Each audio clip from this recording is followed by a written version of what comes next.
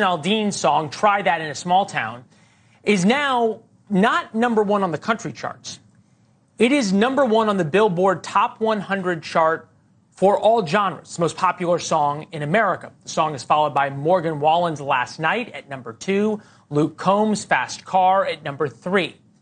For the first time in history, country music are now in the top 3 spots. The song Try That in a Small Town is so popular, it's made room for the 2 other country songs on the top 3.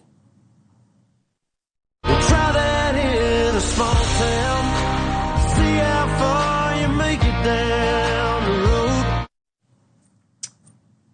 About 2 or 3 weeks ago, that music video came out, and there was an overwhelming negative reaction. It was said that it was racist and a dog whistle to incite lynchings. Then it became the most downloaded country song in, I think, 11 years. Kurt Bardella, back with us now, Democratic strategist, writes one of the most influential morning newsletters on country music as well. It's good to see you, my friend. A good friend of mine just texted me when I sent the note around about the first time in history for country music. Going woke is the best way to promote what you are woke about. And I think it's going after a group, whether it is going after Jason Aldean or others in this way. Somehow now they don't get canceled, they become more popular. What's going on?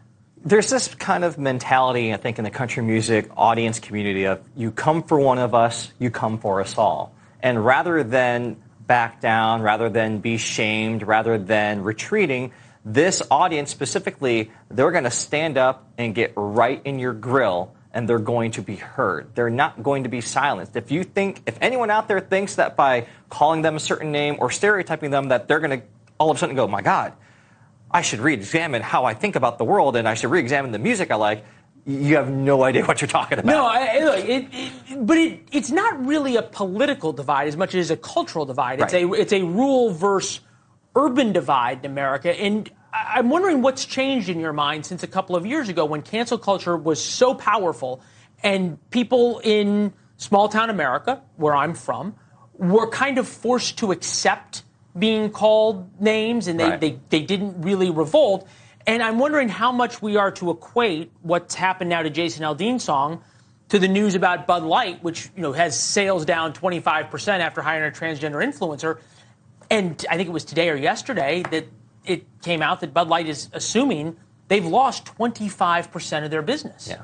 I mean, I think there's this kind of overcorrection, right? You talked about how a few years ago, the mentality was a little bit different. It was a little bit more like, okay, like this is just the world we live in. We just kind of suck it up and take it.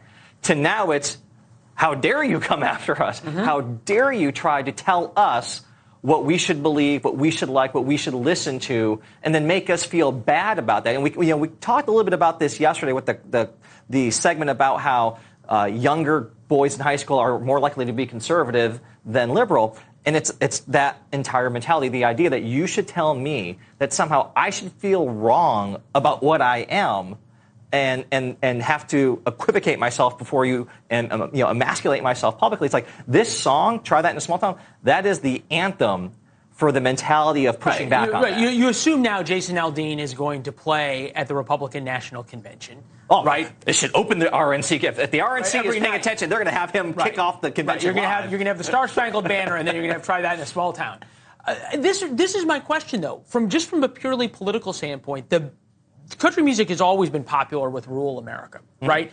But it seems to now be creeping into ex-urban, suburban voters, right? There's a lot of suburban white women who are going to be in Atlanta, Charlotte, Pittsburgh, Philadelphia, Phoenix.